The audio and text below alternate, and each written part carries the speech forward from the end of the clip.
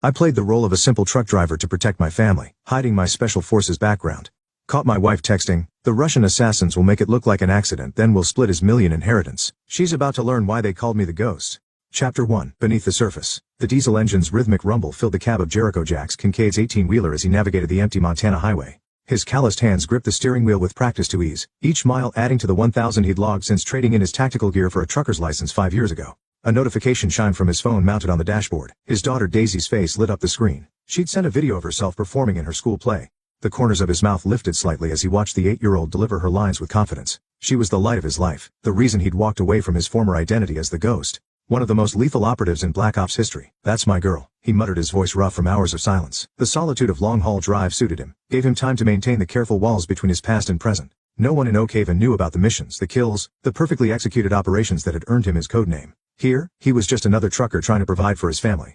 His phone buzzed again, Eleanor this time. His wife's text was typical of her. "The Hendersons' charity gala is this weekend. Don't forget to pick up your tux from the cleaners." Jax's jaw tightened. These social obligations were Eleanor's world, not his. She thrived on the attention, the endless rotation of parties and fundraisers that came with being Oak Haven's golden daughter. The contrast between them couldn't be starker. She lived for the spotlight while he preferred the shadows. "Roger that," he texted back, his military habits bleeding through even in casual communication.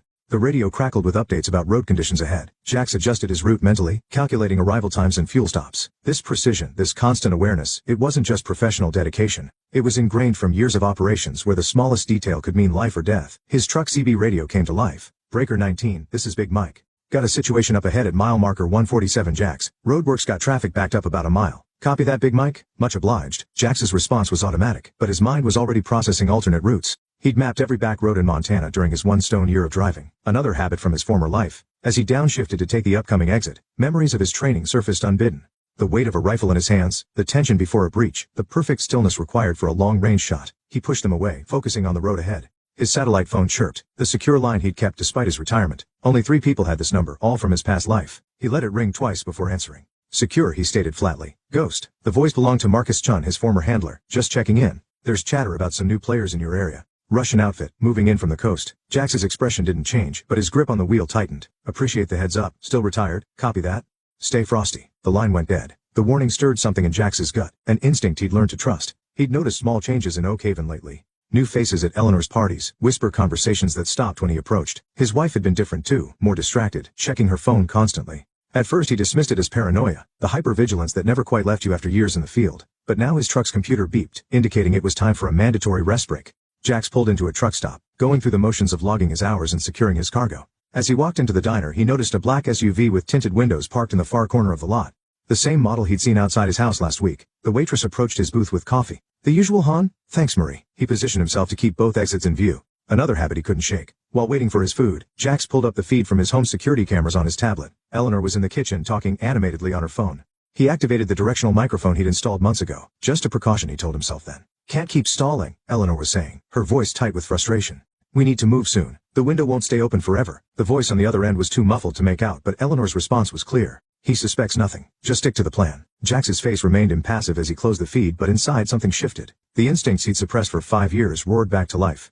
His wife was plotting something, and whatever it was, she wasn't working alone. The rest of his route passed in a blur of calculated moves and countermoves. He made his scheduled deliveries while his mind worked through scenarios and contingencies. By the time he pulled into his driveway that evening, he had formulated the beginnings of a plan. Eleanor greeted him with her usual kiss on the cheek. "How was the road?" "Same as always," he replied, noting the slight tremor in her hands as she poured him a drink. "Quiet, Daddy." Daisy came running down the stairs, launching herself into his arms. He caught her easily breathing in the scent of her strawberry shampoo. This was what he left his old life for. This was what he would protect at any cost. "Tell me about your play, Princess," he said, settling onto the couch with her while Eleanor disappeared into her home office, phone already in hand. As Daisy chatted excitedly about her role, Jax's trained ear picked up fragments of Eleanor's conversation through the wall. "Needs to look natural. Insurance policy is in place.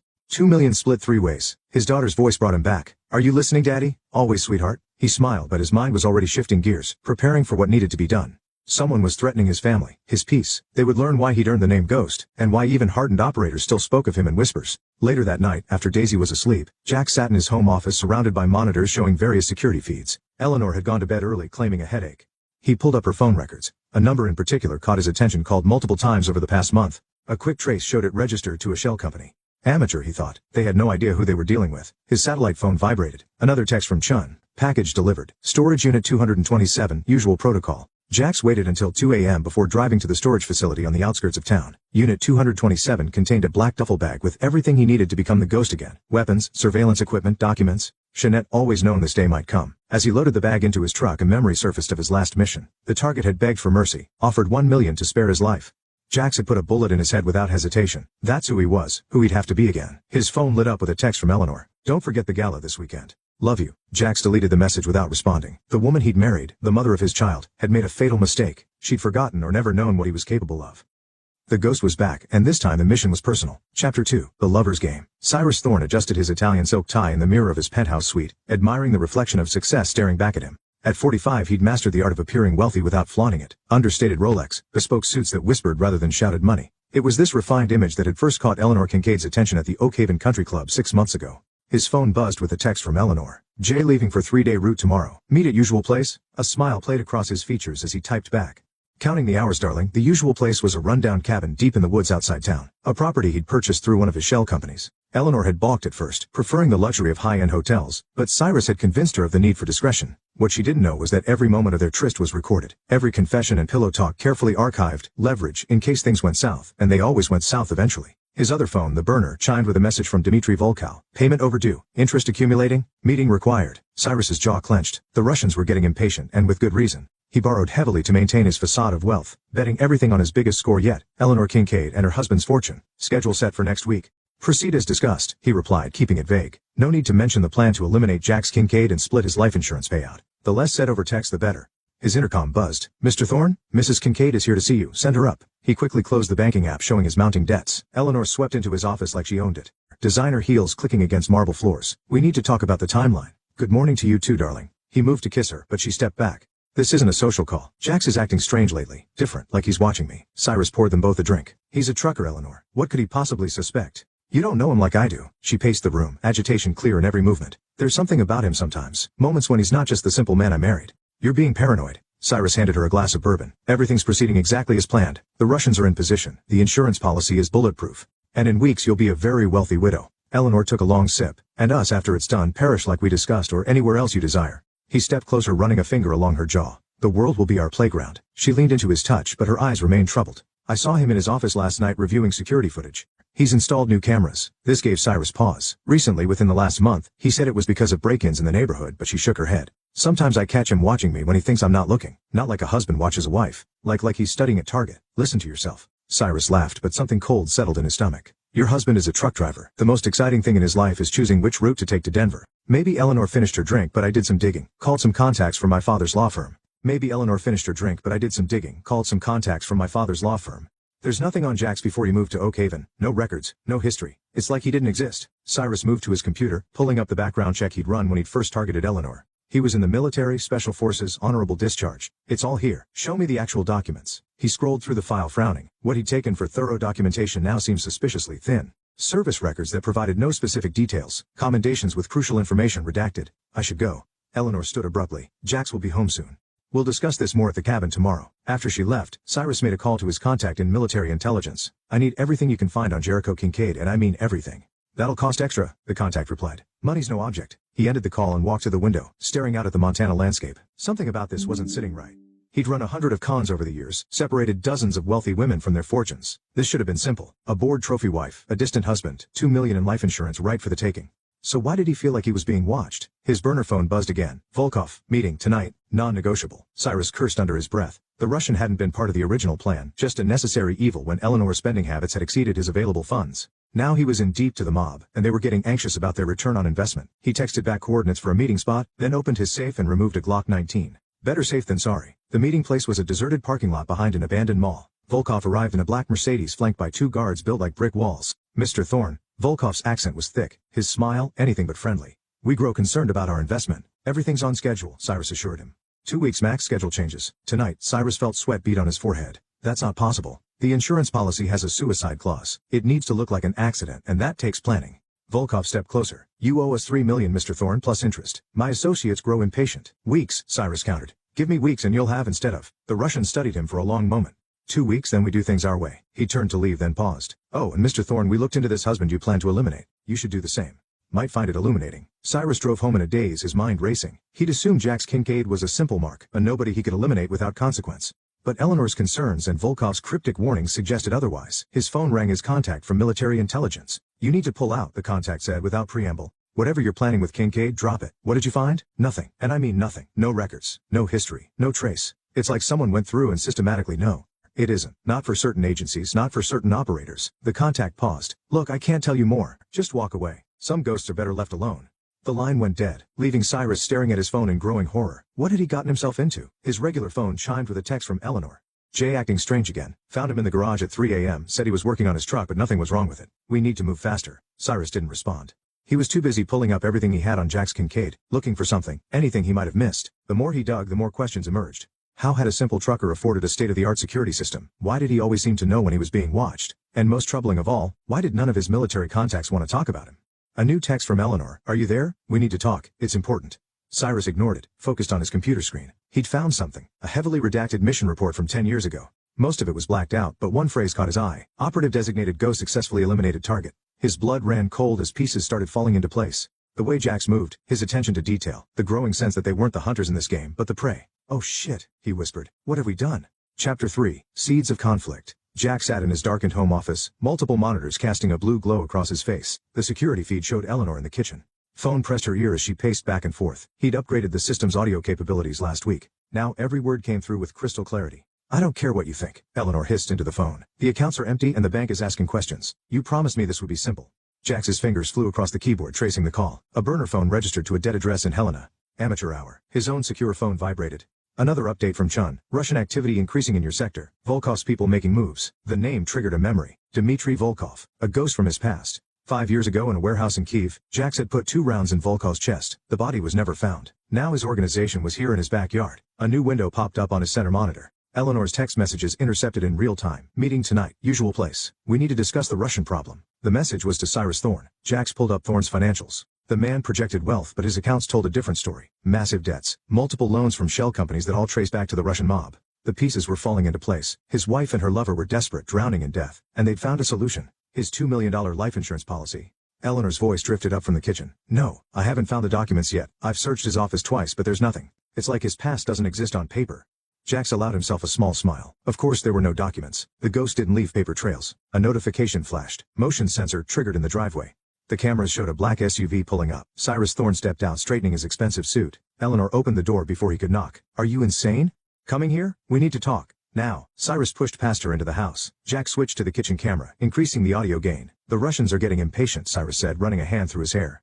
"They want their money. That's your problem, not mine." Eleanor crossed her arms. "I told you not to involve them. I didn't have a choice. Your spending was out of control. The Russians were the only ones who would loan me enough to cover it." "Lower your voice." Eleanor glanced around nervously. "Daisy's upstairs. Your husband's life insurance would solve everything." Cyrus continued, quieter now. $2 million split 3 ways. Everyone's happy except Jax," Eleanor said dryly. "He's a truck driver. It'll look like an accident on a dark road. Happens all the time." Jax's hands clenched in a fist, but his face remained impassive. In his former life he'd eliminated targets for less, but this required a different approach. He needed to understand the full scope of their plan before he acted. His satellite phone buzzed another message from Chun. "Asset in place at coordinates sent. Package waiting." The package would be surveillance equipment. Top-of-the-line stuff not available to civilians. Chun had always known Jax might need to become the ghost again.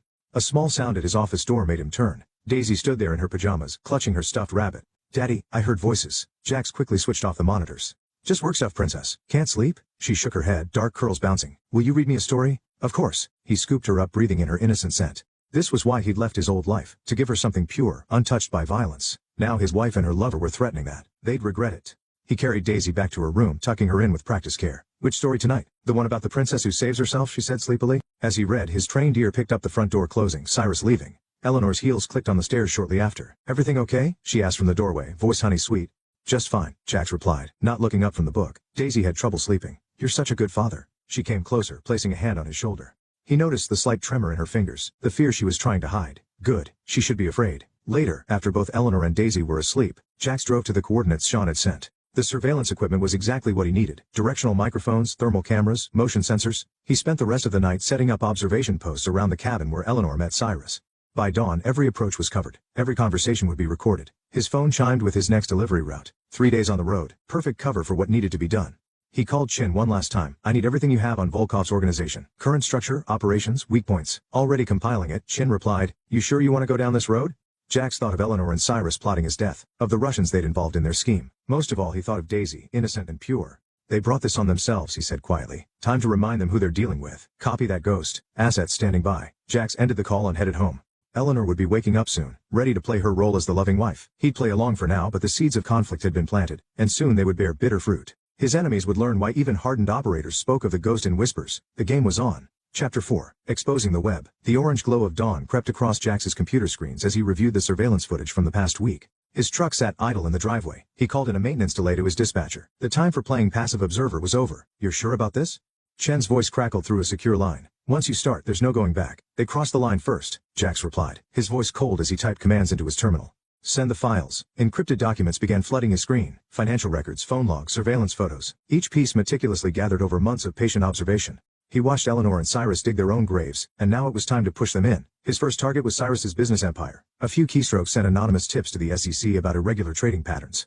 Another batch of files went to Cyrus's biggest investors, revealing his connections to the Russian mob. His phone buzzed. Eleanor calling. Jax let it ring twice before answering. Where are you? She demanded. You were supposed to be on the road. Truck problems, he replied flatly. Should be fixed by tonight. Well, hurry up. The Hendersons' charity gala is this weekend, and I'll be there. He hung up mid-sentence, something he'd never done before, a small crack in his facade letting her glimpse what was coming. His secure phone lit up with an incoming message from one of his old contacts in the financial sector. Tips received. SEC launching investigation into Thorn Industries within the hour. Jax allowed himself a small smile as he pulled up the feed from his surveillance camera at Cyrus's office. Right on schedule, men in suits were walking through the lobby, badges out. His next move targeted the Russians. An anonymous package to the FBI detailed Volkov's loan shark operation, complete with names, dates, and dollar amounts, all courtesy of Eleanor's sloppy record-keeping. Boss, his warehouse manager's voice came through the intercom. Got some guys here asking about Mrs. Kincaid's signature on those equipment loans. Send them up. Jax switched feeds to the warehouse security cameras. 2 men in cheap suits, bank investigators, right on schedule. He greeted them with practiced confusion, playing the role of the concerned husband perfectly. My wife signed for what loans? They spread documents across his desk, equipment financing agreements, personal guarantees, all bearing Eleanor's forged signature of his name. The investigators exchanged glances, as Jax's expression darkened with seemingly genuine shock. I'll need copies of everything, he said quietly, and I want to press charges. After they left, he received another text from his financial contact. Thorn Industries stock down 30% on news of SEC probe. Russian creditors calling in loans. Jax picked up a secure phone. Chun, is the package ready at the cabin? Affirmative. Full surveillance setup, motion sensors, audio recording. Place is wired tight.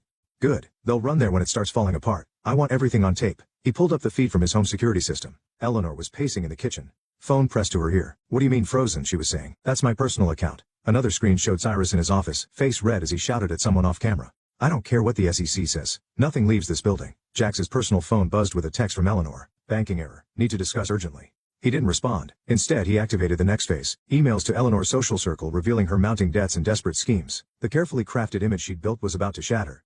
His warehouse intercom crackled again. Boss, got some FBI agents here. Send them up. Jax closed the surveillance feeds and pulled up shipping manifest instead. Time to play the cooperative businessman. The agents were professional, direct. They asked about his relationship with Cyrus Thorn, his knowledge of Russian investors. Jax gave them just enough to seem helpful, while pointing them firmly toward his wife and her lover. I have to ask, one agent said as they were leaving. The evidence package we received was incredibly detailed, almost like someone with military intelligence training put it together. Jax kept his face neutral. I'm just a trucker trying to run an honest business. After they left, he called Chin again. Status on Volkow? Getting desperate. These people are looking for Thorn. It's only a matter of time before they find him. Make sure they do. Jax pulled up satellite imagery of the cabin, but not before I'm done with him. His computer pinged with an alert.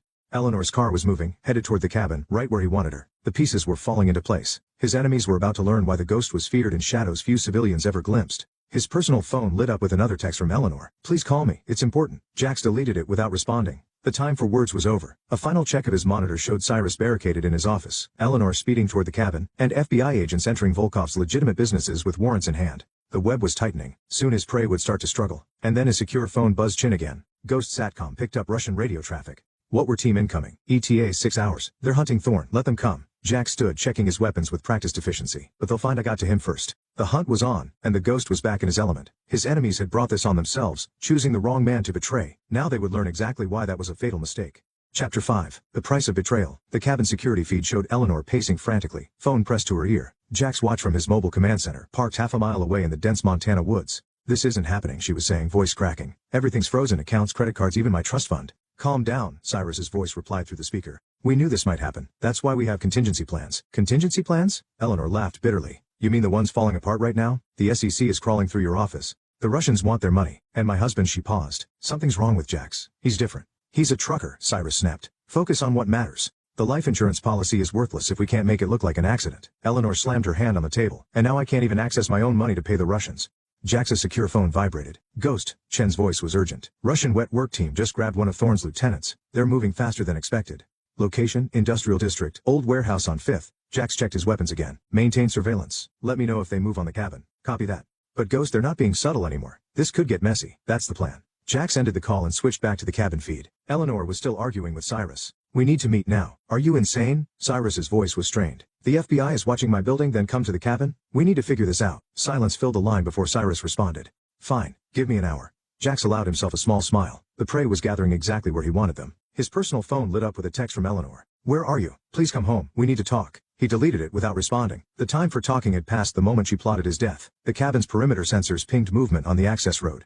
Jack switched feeds to see Cyrus's Mercedes approaching, driving fast and erratic. Through the high-resolution cameras, he watched their reunion in the cabin's main room. Eleanor rushed to embrace Cyrus, but he pushed her away. This is your fault, he snarled. Your reckless spending, your demands for more money, my fault. Eleanor's voice rose. Who borrowed $1 million from the Russian mob? Who promised me we'd be rich once Jax was dead? Lower your voice. Cyrus glanced around nervously. We don't know if what? Eleanor laughed hysterically. If my simple trucker husband somehow figured it out, he could barely operate his phone. Jax's hand tightened on his rifle, but his face remained impassive. Let them underestimate him. It would make their fall that much harder. His secure phone buzzed again. Chun. Ghost. Russian team moving out. They found Thorne's location. How long? 20 minutes, maybe less. Jax checked his watch. Time to move. He activated the cabin's interior speakers, a modification he'd made weeks ago. His voice filled the cabin cold and precise. You should have done better research, Eleanor screamed. Cyrus drew a pistol, spinning wildly. You see, Jax continued through the speakers. A simple trucker wouldn't have access to military-grade surveillance equipment, wouldn't have contacts in federal law enforcement, wouldn't know how to dismantle a criminal enterprise piece by piece. Jax, Eleanor's voice trembled. What is this? This is consequences. His tone was conversational, almost friendly. For the plotting, the lies, the hired killers, but mostly for thinking you could betray me and live to enjoy it. Cyrus fired 3 rounds into the speakers, shattering them. Feel better? Jax's voice came from different speakers. You're gonna need that ammunition soon. The Russians are coming, Cyrus. They know where you are, know how you lost their money, know about the SEC investigation that's going to freeze what's left. You son of a bitch, Cyrus whispered. No, Jax replied calmly. Just a ghost. When you should have left alone. His surveillance feeds show the Russian team approaching through the woods. 8 men heavily armed. Professionals. You have a choice, he told Cyrus and Eleanor. Try to run, the Russians will catch you. Try to fight, you'll lose. Or what? Eleanor demanded, or confess to everything. The plotting, the theft, the murder conspiracy? I have a prosecutor ready to take your call. Full cooperation in exchange for protective custody. Cyrus laughed wildly. You expect us to trust you after this? Trust that I want you to suffer, Jax replied. Death is too quick. I want you to live long, miserable lives knowing you failed, knowing you chose the wrong man to betray. The Russian team was closing in 3 minutes at most. Time's up, Jackson announced. Hughes. Eleanor broke first. She grabbed her phone with shaking hands. I'll do it.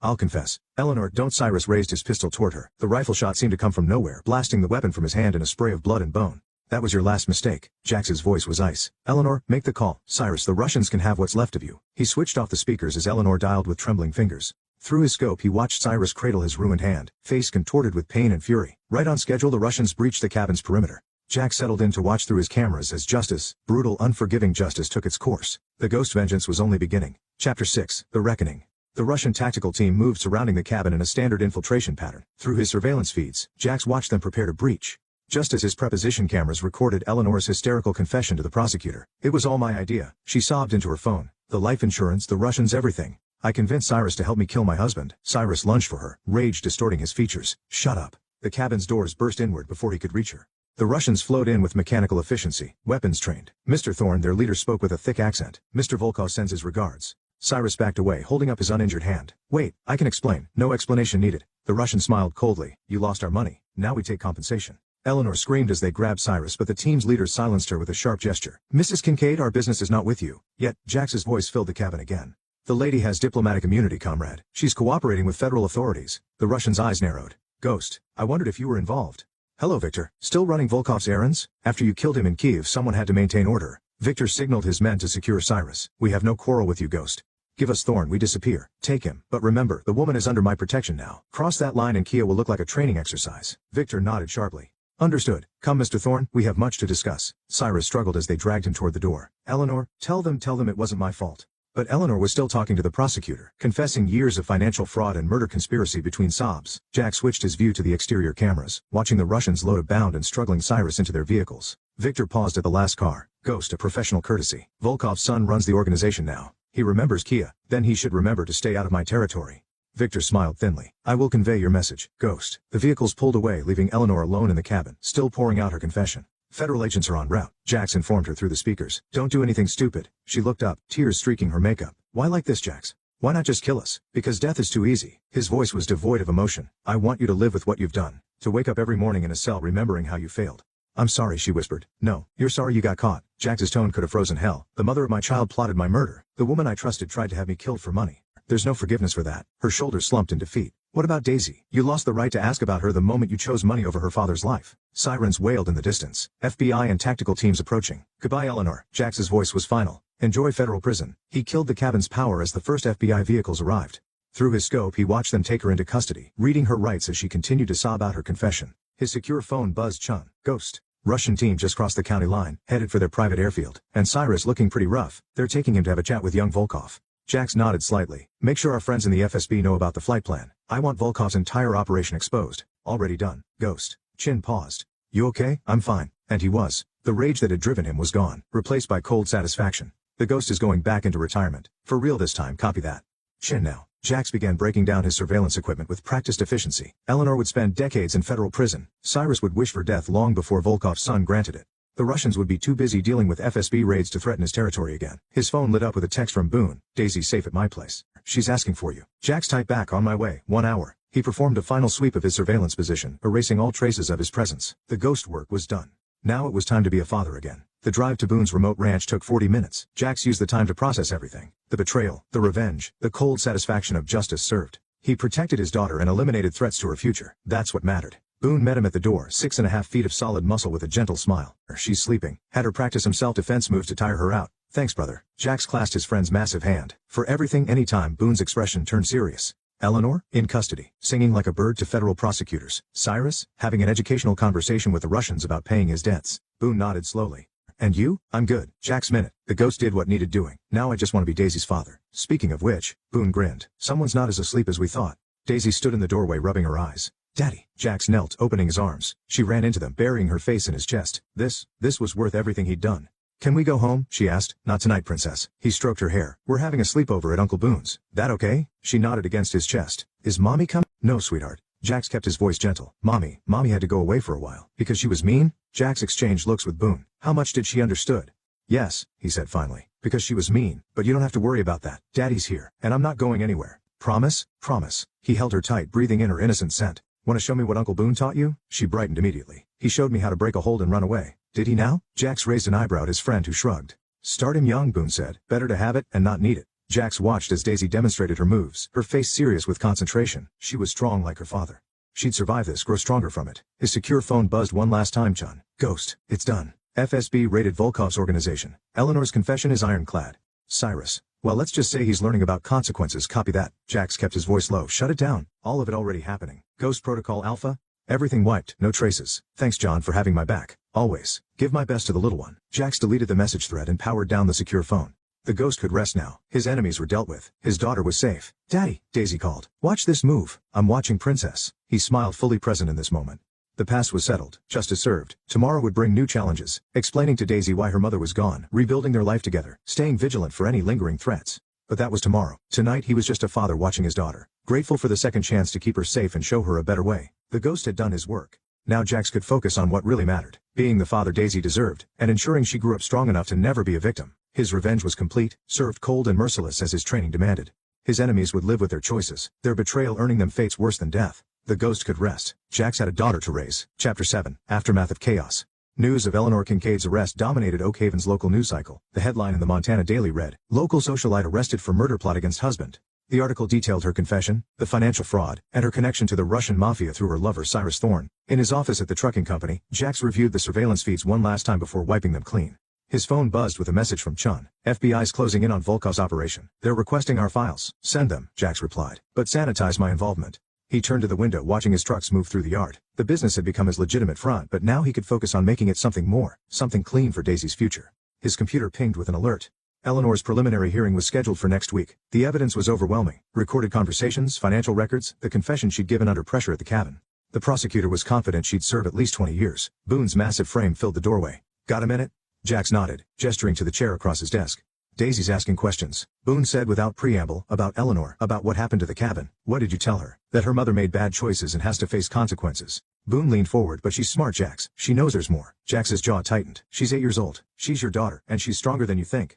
Anik interrupted them. Jax's secretary. Sir, Detective Morgan is here about Mrs. Kincaid's case. The detective was a sharp-eyed woman in her 40s. She'd been working Eleanor's case since the arrest. Mr. Kincaid, she began, we need to discuss your wife's claims about your military background. My records are classified, Jax replied flatly. That won't change. Several of her co-conspirators have vanished, including Mr. Thorne. I've been running my business, detective. Ask anyone. She studied him for a long moment. The Russian mobsters who had Mr. Thorne in custody, they were found dead at an airfield. Professional hits, all of them. Sounds like their business is dangerous. Very. She stood. For the record, Mr. Kincaid, I know exactly what you are. The ghost isn't as much of a secret as you think. Then you know what happens to people who threaten my family. She nodded slowly. The case against your wife is solid. She'll go away for a long time. Just keep the body count down. After she left, Boone whistled low. She's got brass ones. She's good at her job. Jax checked his watch. Time to pick up Daisy from school? The elementary school was buzzing with activity. Daisy sat alone on a bench, her backpack clutched tight. Other parents whispered and stared. News traveled fast in small towns. She brightened when she saw him. Daddy. He hugged her close, breathing in her innocent scent. Good day at school, princess? Mrs. Thompson asked about Mom. Her voice was small. I said she went away. That's right. Jax led her to his truck. Sometimes grown-ups make mistakes and have to go away to think about them, like when you go away for work. No, princess. Different kind of away. You helped her buckle in. Your mom, she did some bad things. She has to face consequences. Because she tried to hurt you? Jax's hands froze on the steering wheel. Who told you that? I heard her talking to Mr. Thorne. They thought I was sleeping. Her bottom lip trembled. She said you had to go away forever. Rage burned in Jax's chest, but he kept his voice gentle. You're safe now. That's what matters. Are you really a ghost, Daddy? He glanced at her in the rearview mirror. What makes you ask that? Mom called you that when she was mad. She said you weren't just a truck driver. I used to have a different job, he said carefully. One where I helped stop bad people. Some people call me Ghost then, like a superhero. A bitter smile touched his lips. Not exactly, princess. At home, Boone had dinner waiting. He'd practically moved in since Eleanor's arrest, helping maintain normalcy for Daisy. Spaghetti and meatballs. Daisy raced to wash her hands. Any word on Thorne? Boone asked quietly. FSB found parts of him in Moscow? Jax's voice was cold. Young Volkov sent a message, and the rest of the organization scattered. The FBI's mopping up what's left. Boone nodded approvingly. The ghost's work is done. The ghost can rest. Jax watched Daisy return to the kitchen. I've got more important things now. Later that night, after Daisy was asleep, Jax received one final message from Chun. Package delivered to designated coordinates. Ghost protocol complete. He drove out to the storage unit alone. Inside, a black duffel bag contained the last traces of his former life. Weapons, documents, surveillance gear. He'd keep the skills, the training, the ruthless efficiency that had served him so well.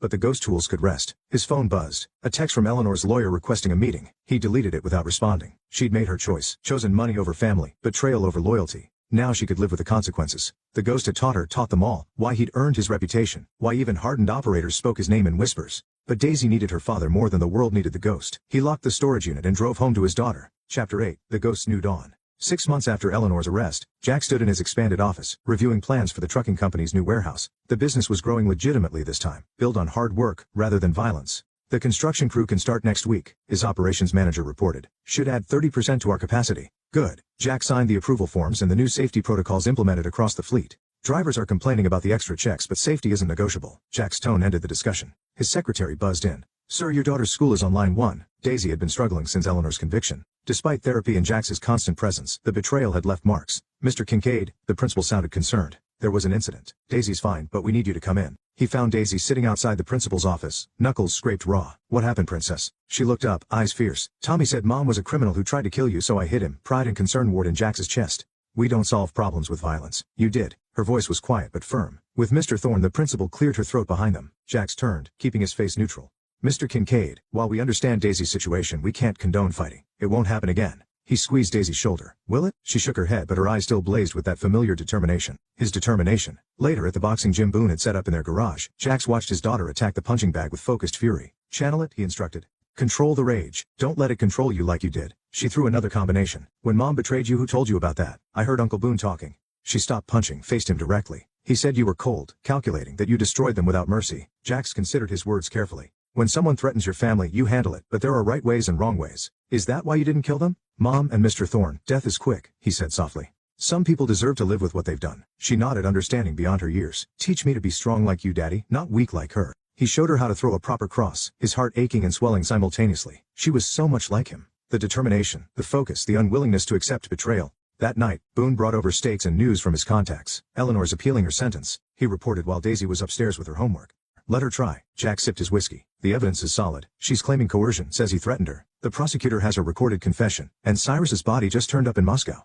Boone raised an eyebrow. Volkov's handiwork? The younger one's proving just as ruthless as his father. Jack's smile was cold. Send me proof of delivery, so to speak. The ghost's reputation stays intact. The ghost is retired. Jack set down his glass. I'm just a trucking company owner now. A father who can still disappear problem people. If necessary. Jack's eyes hardened. No one threatens my family again. Upstairs, Daisy's voice drifted down. She was reading aloud, practicing for school. The simple domesticity of it struck Jax hard. This was what he protected, what he'd killed for. She's adapting, Boone observed. Getting stronger. She's a survivor. Pride colored Jax's voice. Like her father, the other kids still giving her trouble? Not after today. Jax grinned slightly. She put Tommy Wilson on his back.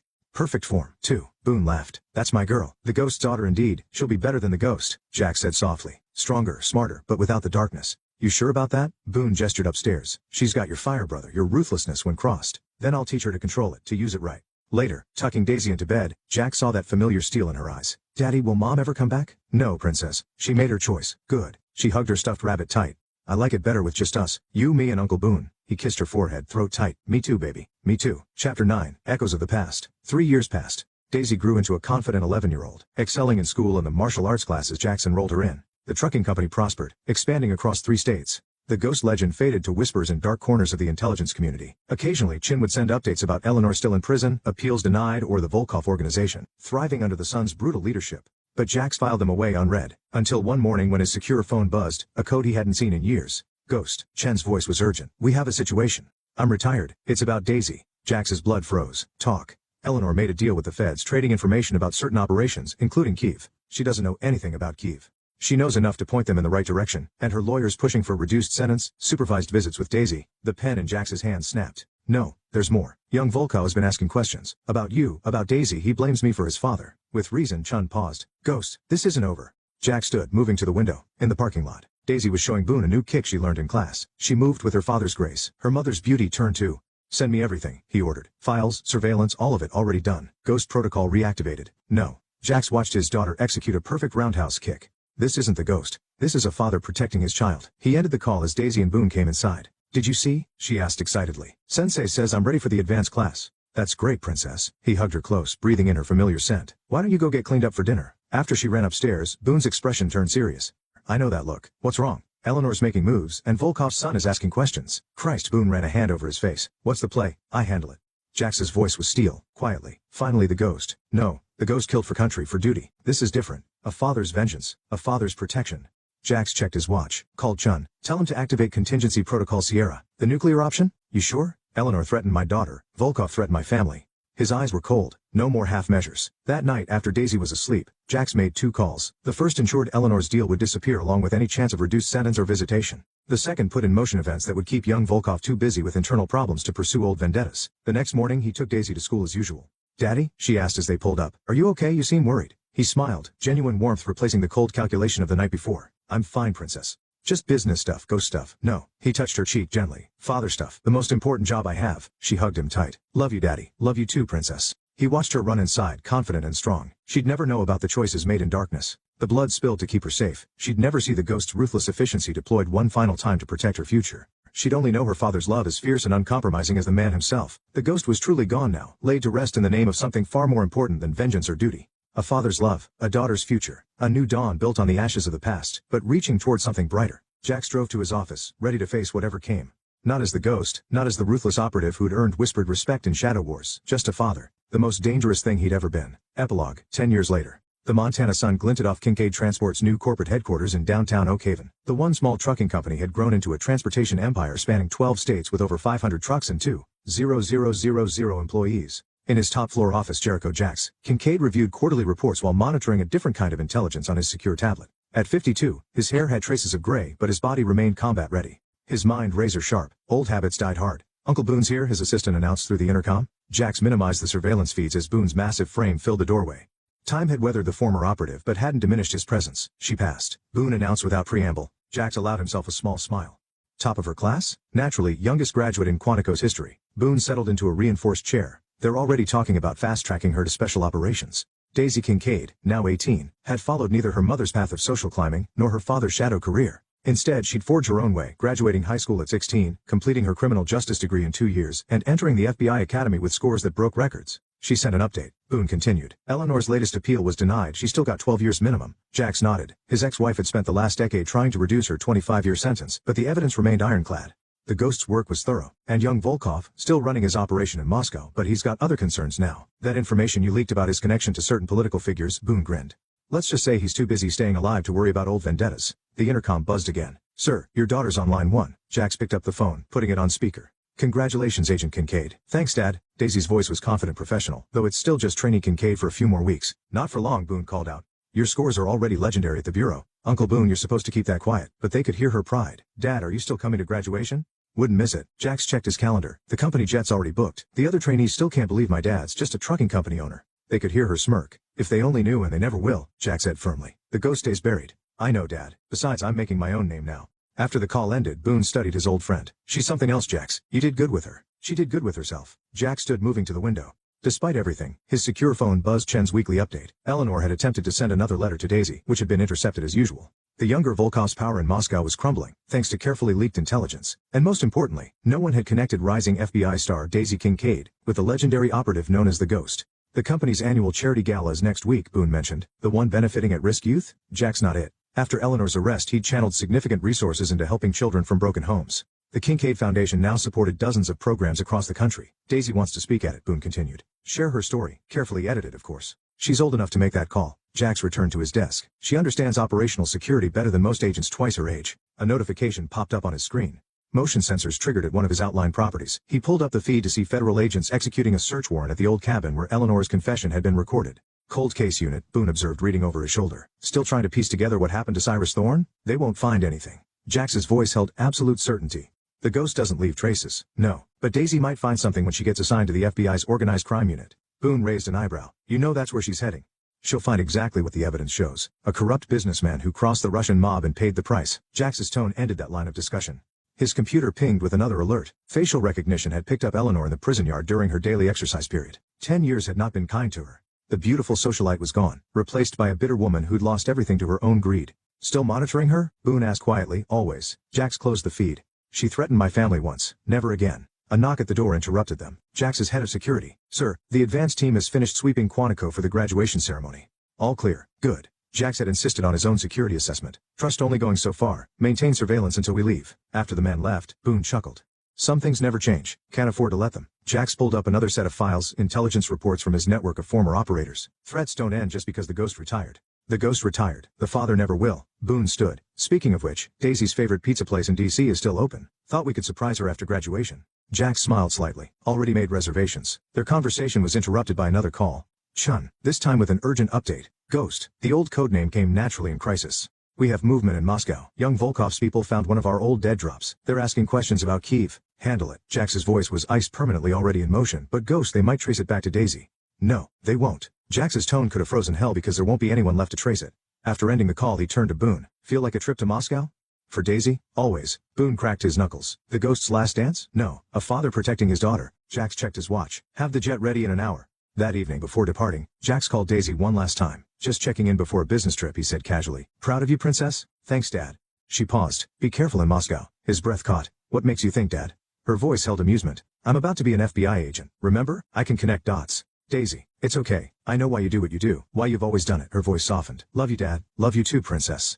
After hanging up, Jack stared at the phone for a long moment. His daughter had grown into everything he'd hoped. Strong, capable, but with a moral compass he'd never possessed. She understood his darkness, but chose the light. Ready? Boone asked from the doorway. Jax nodded, checking his weapons one last time. The ghost might be retired, but a father's work was never done. Young Volkov would learn why some legend should stay buried. Why some vengeances should be left unpursued. Above all, he'd learned why the ghost had earned his reputation, not just as an operator, but as a father who would burn the world to protect his child. The next generation. 2 months after Quantico graduation, Daisy Kincaid sat at her desk in the FBI's organized crime unit reviewing case files. Her colleagues had initially dismissed her as too young, too inexperienced until she'd broken open a human trafficking ring in her one-stone month. Now they watch her with a mix of respect and wariness. Something about the young agent's intensity, her ability to think 3 moves ahead, reminded them of stories they'd heard about a legendary operative called the Ghost. Agent Kincaid, her supervisor, approached. Got something interesting. Cold case from Montana about 10 years back. Russian mob connections. Thought you might have insight being from the area. Daisy accepted the file already knowing what she'd find. The Cyrus Thorne disappearance, the collapse of the Volkov organization in Moscow, her mother's conviction, all pieces of a puzzle only she could see completely.